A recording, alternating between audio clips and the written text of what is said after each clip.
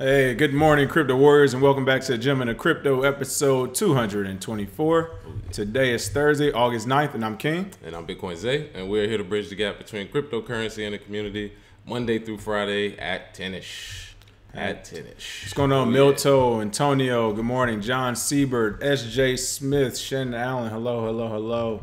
How's it going? Happy Thursday. Hey, Shannon Allen. What's up, brother? Ooh, who won the free Satoshis yesterday? Oh, yeah. So our free Satoshi's winner, in response to our question, when do you think the ETF will actually be approved, or when would they actually, the SEC actually discuss it? And P-Man Van is our winner. He actually stated that it would probably be about 1.5 to 2 years out from here. I don't know if it'll be that long. However, you never know because they have pushed it back. The decision for the Solid X ETF, they pushed it back about 3 times now, I think. So not impossible. I could see it, 2020 rolling around. They're still talking about, yeah, we'll make a decision at some point. So thanks for that comment. We'll be sending those free Satoshis, P-Man Van. All right, thank you for that. Not really a lot of top stories, so just a story, I guess.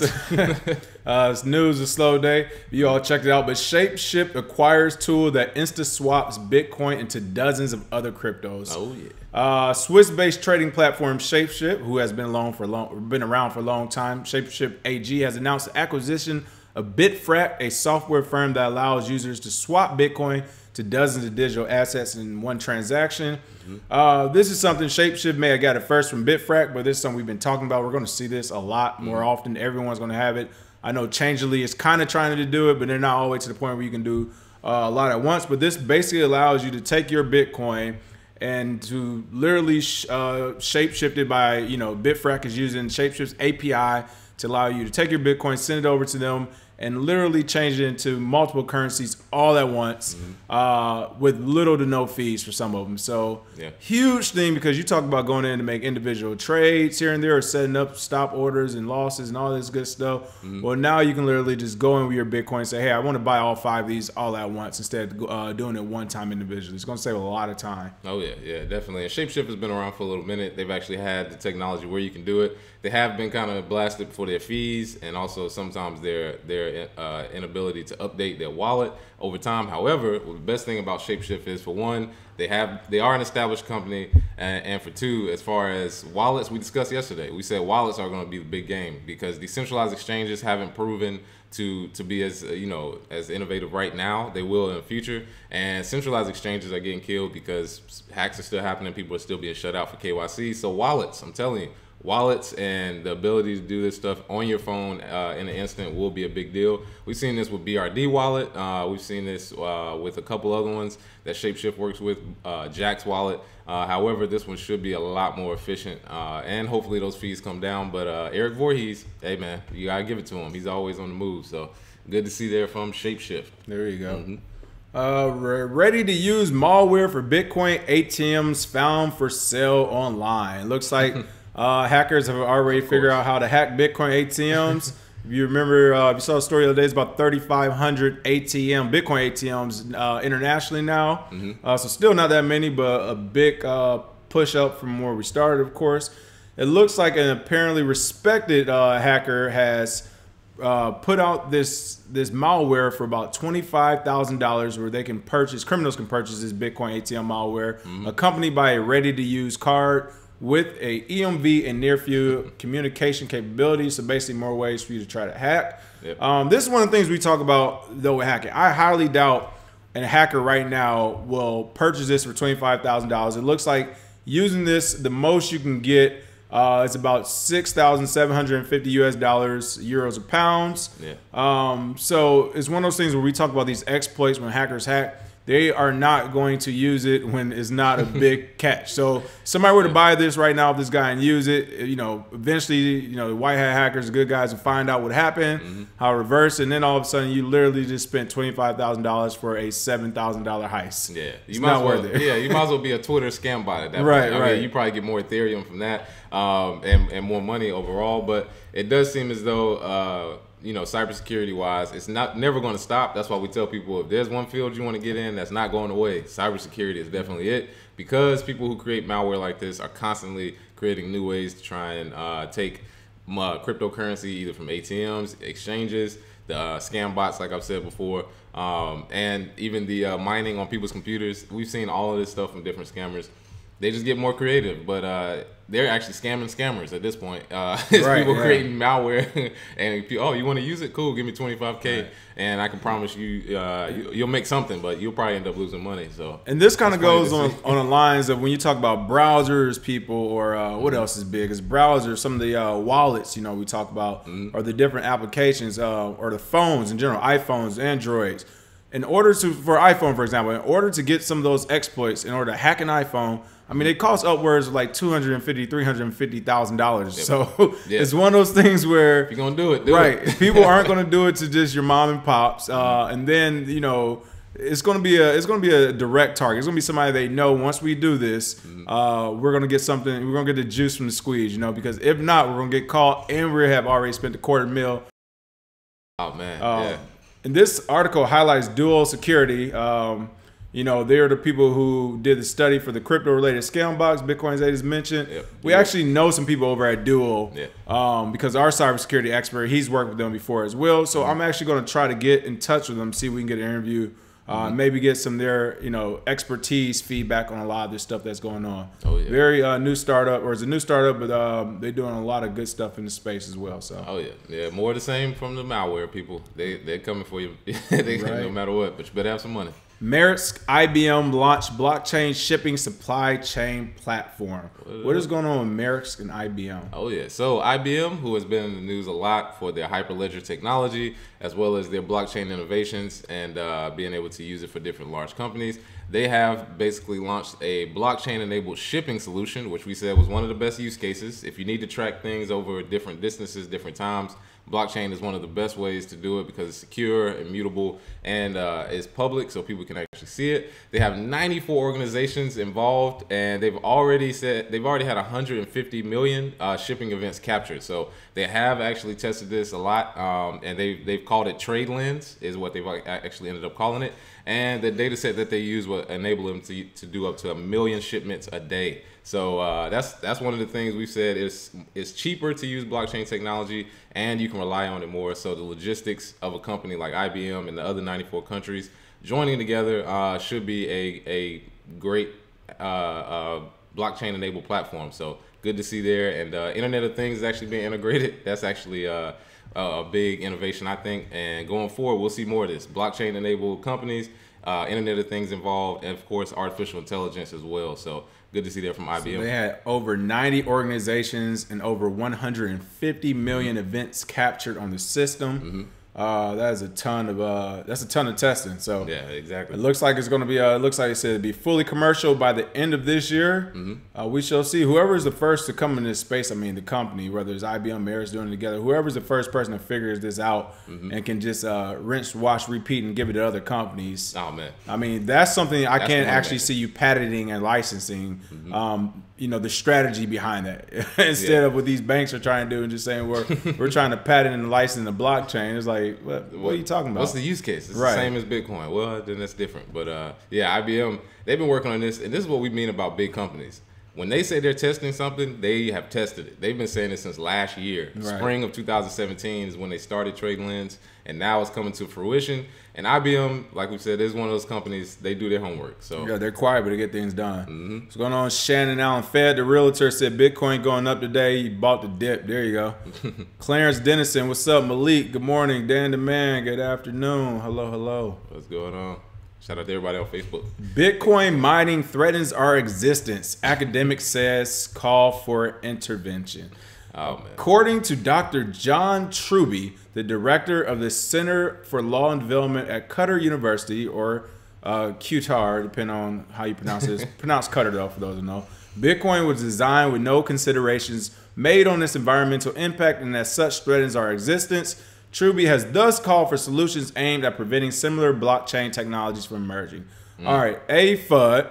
Yeah. B, that's wild. B, that's what's up. Let's go ahead and prevent similar blockchain technologies from emerging. We already got Bitcoin. Let's stop the competition. So I'm with you on that. Of course, they're saying it's because of the ever-increasing amounts of electricity that Bitcoin mining consumes threatens to reverse the efforts and gains made so far in mitigating greenhouse gas emissions. An academic has claimed. All right, this has already been debunked, people. But let's say it does cause all these gas emissions. This guy is coming from Qatar, the Middle East. What do they have that has been destroying their environment for the longest? Oil, people. Oil, man. Drilling the BP oil. He is in Qatar right now. Like, this is ground zero when it comes to oil. I mean, these are the same people who are with President Bush Jr. Against electric vehicles. We've had electric vehicles that long since President Bush Jr. has been in office, but they're against it because, you know, him and all his cronies invested in oil. So they did not want to see electric cars coming. I remember they're shutting down the factories or shutting down the grants and you know, the money going toward factories in Michigan because they didn't want to see GM and Ford and all those guys experiment with electric cars. They, in fact, gave them more money to not experiment with electric cars. So, again, this is the pot calling the kettle black. This is a guy at ground zero when it comes to, you know, the oil and gasoline industry. And not only that, if you really look at a plethora of different industries, there's so many more that cause more harm to the environment. Because banks, when you talk about banking, how do you print the fiat money? You got to print the paper. How do you got to cut down the trees? You have to put oil in those machines that cut down the trees that affect the ozone. So come on, really? They got big buildings run electricity almost 24 hours sometimes, and you got 10 people that come in there, like empty bank buildings all over the place. Right. And you have, you know, the workforce that actually does work in there. They use a lot of resources, and I think Shannon Al actually said it. Yeah, they're not even thinking about resources at banks.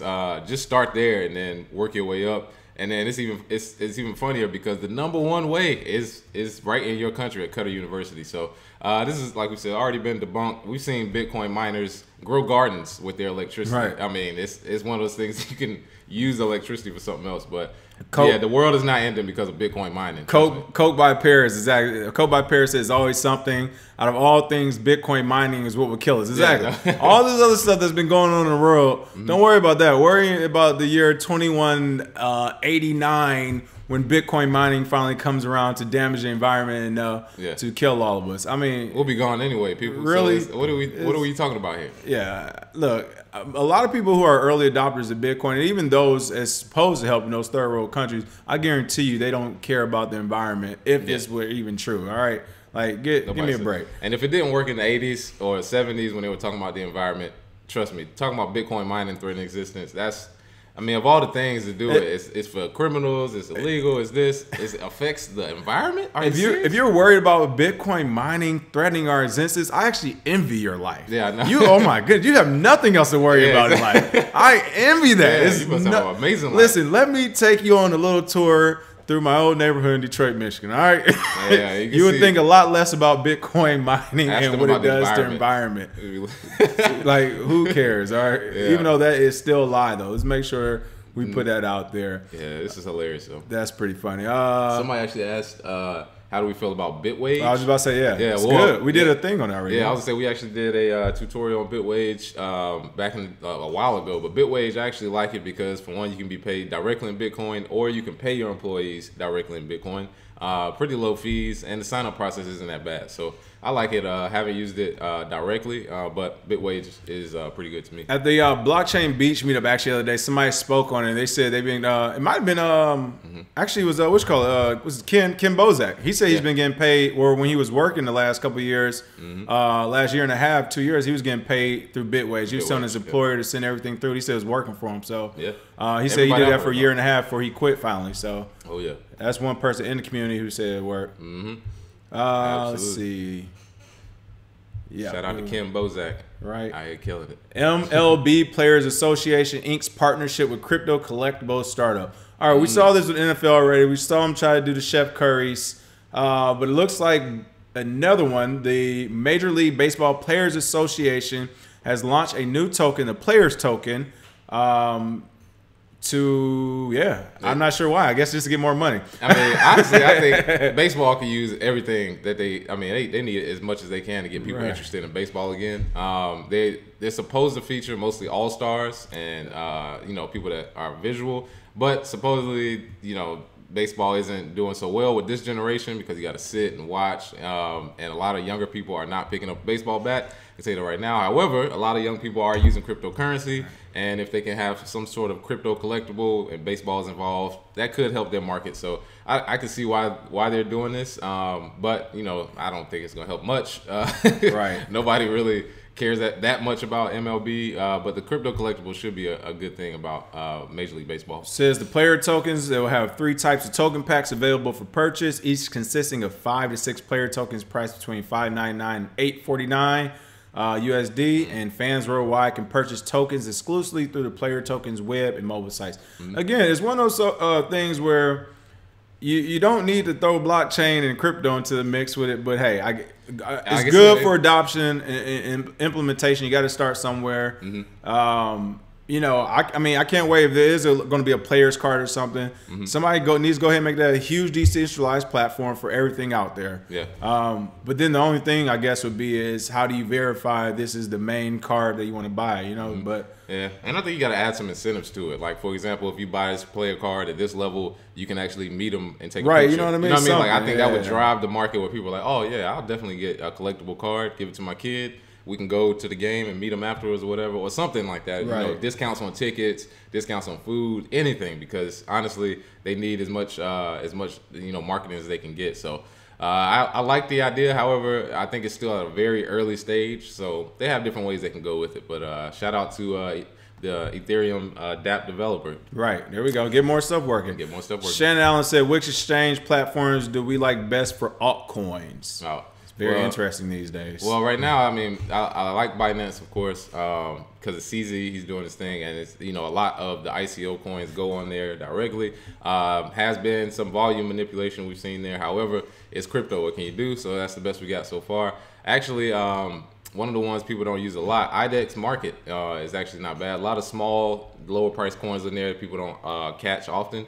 But, you know, Bittrex, sort of. They're dying. They're going slow death. I'm not gonna lie. It's making my teeth white every morning. I see them just squealing. Yeah, Bittrex is kind of and they're adding USD pairs, kind of in an attempt to finally now you want to do it. Now you want to be in the fun club. Yeah, to try and garner up some interest. But yeah, Binance right now is probably the best one. Bittrex, it was the classic example of developers who are very smart, who are trying to run a business and had no clue what they were doing. Yeah, Bittrex has been around since 2014. And unlike Coinbase, they tried to go the cheap route and not hire people and try to do everything themselves and hire their big scary law firm to hide behind. Yeah. And it worked for a while, but now market has spoken. Binance is a pipe hitter, and then Coinbase is hiring every exec out there that knows all the tricks in the book just to keep new members signing up that don't know any better. So I don't see them lasting too much longer. But yeah, they are still good now.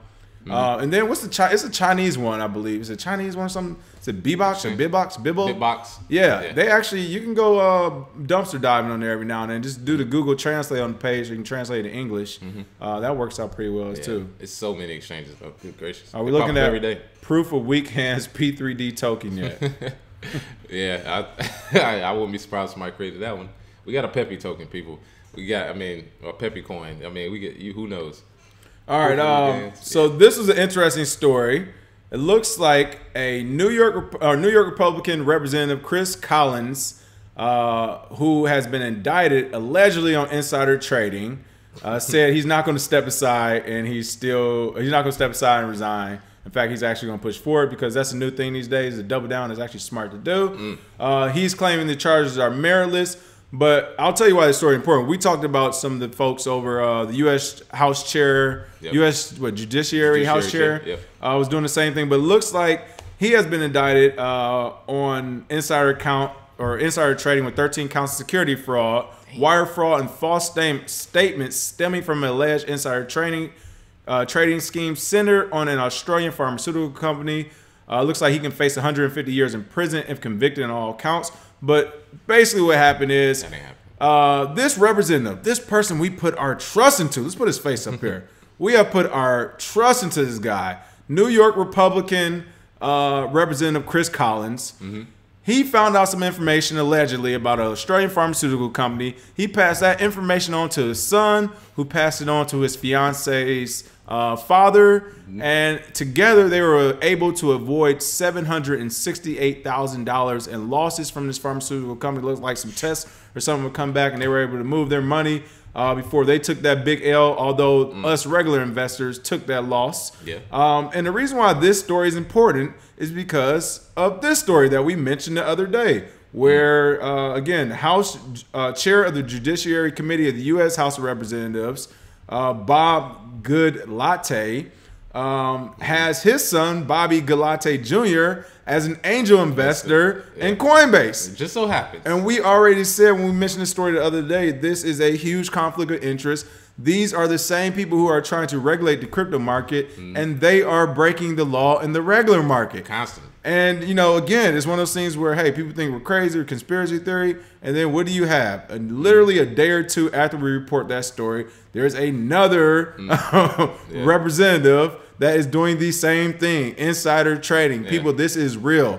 And he wasn't even smart enough to meet him in person. He called on the phone. Right. Like, of course they. I mean, he called him from the company phone. Yeah, like they could look and see when you called your son right before he made the trade. Like, I mean, it's literally minutes apart. I mean, come on, man. Exactly. Coke by Paris said, "LOL" on this episode of Billions. Exactly. And again, so here's my issue. And this is my issue with all the talks that's been going on in crypto. The main talk right now, the main focus, the main war of 2018, and Bitcoin Zay says all the time that 2018 is a year to choose a side. The main focus this year shouldn't be Bitcoin price. It should not be technology. It should be anything. We should be concerning all our efforts to keeping this self-regulated. We don't need regulations. No. We don't want their fingers in the pot. We don't want whether House of Representatives, Senators, SEC, IRS, none of them. They can't do it with the regular market. Not only can they not do it, they are criminals in the regular market. But just because they have these positions, they're all of a sudden, literally, as we've been seeing it every week, Tuesday, Wednesday nights, they wake up the next morning, it's like, hey, we got a new law we're going to put in effect, and everyone's going to follow it, or we're going to criminalize you, and we're going to try to lock you away. And you literally, as I said the other day, you got all these sheep who are who've been successful in other industries who are trying to come over to crypto just for the get rich quick scheme of things, or so they think. And they're trying to bring these regulators over here to say, you know, we want to be protected and safe and to mitigate risk. No, throw them all in the trash. All right. Throw them all in the trash. They are all crooks. They're all criminals. I mean, literally, I'm not at CNN. I'm not at New York Times writing these stories up. You know what I mean? Like, I even want to give a shout out to SEC. Thank you for pointing your resources at something that's actually happening. Right. Stop worrying about us, because this is what the SEC should be focused on. People like this, because Billions is starting to look like a documentary at this point. Right. This true story. This is true. I mean, this is literally happening, and I, in my opinion, this happens more often than not. But the amount of evidence you have to gather, the amount of time it takes, these cases may take a year or so in order to process. So I'm sure this is an ongoing process of them finding out, okay, somebody made insider trade, somebody might have did this. And then when they finally find out, they put the one in the big news. I'm sure there's other people that have done it this year. But this guy happens to be on the Congressional District of New York. So he's right there in the thick of it. So right there on Wall Street doing it, people. Yeah, come on. It's going to come out. But yeah, you think these other guys are just... easy breezy, making money off just, you know, straight technical analysis? No, come on, man. That's what Milto said. These are the few that got caught. That's the crazy thing. These are the few that got caught. I mean, you have Republican, or excuse me, not Republican. You have House of Representative committee members. You have senators. You have regulators. You have all these people with the finger in the pot. I mean, even going back to the Silk Road case with Ross Ulbricht. I mean, you had the guy working for the Secret Service who was in charge of the crypto desk. And there was like an FBI agent or something who got, you know, charged, indicted, and sent to prison as well. They stole $1 million worth of Bitcoin. So again, S1 Dubs, exactly. It's disheartening to see so many crypto influencers just begging for institutional investors and regulations. Those are the people you don't want to trust. Yeah. Why do you need it? Like, that is always my question. Whenever people are talking, you know, when we interviewed the FINRA guy, same thing. It's like, why do we need regulation? Like, well, we're trying to protect from what? We haven't even seen where this thing is going. We need protection from you. That's what we. That's what we need to work. Right, on. Exactly. We need protection from you all. Again, I say, you know, we say it every show. These guys are the real gang. And for all my military folks right now, like, reevaluate what you're doing with your life right now, because this is who you're fighting for. Yeah, it's not. These people do not care about you. They have their own self-interest. I haven't seen a Russian or an extremist parachute on American soil in my life. I don't think we'll ever see it, because those oceans are a lot bigger than people think. But these are the people you go fight wars for. Oh yeah. Paul Giamatti should win an Oscar just off this news, because I'm pretty sure this is the exact storyline of Billions in season 2. Oh my goodness. That's funny. Let's see. We have to understand that there are many that have families that have benefited from the current systems for generations. So when they get involved in a system that's 100% fair, they run for daddy. Exactly. Yeah. That's what it really is. We know that. We don't. We got legacy money on the line. Yeah, come on. We don't say it outright, but definitely S1 Dubs. And that's what it is. Again, their whole thing, the for daddy government, a nanny state, is because they can't do it on their own. They can't go out there and make an honest buck on their own. And then B, they want to mitigate their risk. Again, as a business person, if I was third generation, junior, the third or whatever, and we got all this family money dating back to early 1900s. I know you had family crest. We got a sword and shield. I get it. Why not use them? That's what they're here for. That's why we've been paying them for years. Yep. But for us normal people, if you get caught, these are the bad guys. I'm trying to tell you. Yeah, if we find out, you gotta understand, people. These are the people you gotta go after every time, because if you don't, they'll keep doing it, and he's not getting 150 years. I can tell you that right now. That's not happening. They won't give him 150 years only because it will set a precedent of what's allowed for representatives to get. That's not going to be okay because a heavy fine. Right, the rest of them be like, "Oh, you giving us years? Giving out years? Oh, that's not how we play around." Tripping. Yeah, y'all giving out years. Listen, I'm telling you all, I am going once I get enough to really get like a good team of lawyers. I guess I had to be the one to start it. Whatever, I'll take it back to the Arab Spring where the guy set himself on fire. Yeah. But I am going to stay on outside Wall Street in New York. I'm just going to be tar and feathering people for like a week straight. Just going in jail and be belling out tar and feather. Go in jail, come out tar and feather. Yeah. Molasses, all that just stuff. Just to prove a point. Throw molasses and feathers or something. I don't know. But yeah, just to prove a point. Every time. I'm going to be like Peter out here. All right, for the free Satoshis today, what are we doing? Oh, yeah. So for the free Satoshis, MLB players are coming out with crypto collectibles. Let us know which MLB player crypto collectible you would like, or which one you would use. Give us a reason why and put your public address, and we'll send those free Satoshis. There we go. I hear the more steroids the player takes, the harder the hash rate to get the card. So. Man, I wish they bring steroids back. It was so much more fun. It's so funny. And Mark McGwire was jacking home runs. It was a comedian who said, it was like, I want my athletes to be on steroids. Oh, I want to see him. Yeah, it was Daniel Tosh. I want to be able to see him jump 400 feet in the air. Yeah. All right. Pete Man Van, what's up? You actually won the free crypto today. So thanks for joining. All right. As always, people, have a great day. Hopefully we have a little bit more crypto news tomorrow. But we'll see. There's always something interesting in this market if you haven't noticed. Oh, yeah. Cheers. Have a good one.